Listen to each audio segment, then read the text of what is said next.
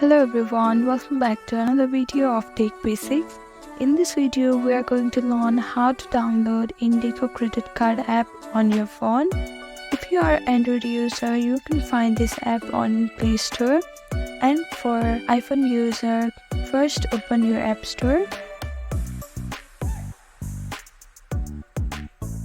After opening your App Store, you can see search icon on the bottom right corner. Click on it. Now click on the search bar and type in Indigo. Scroll down a little bit until you see this logo, or you can also find it as Indigo. Click on it. Now click on Get option. Now it requires your Face ID for the verification. Now your download has been started.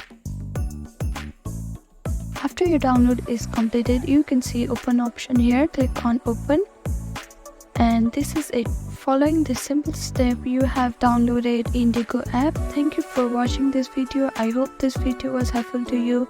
Please do like, share and subscribe to our channel, and don't forget to comment down below. Thank you.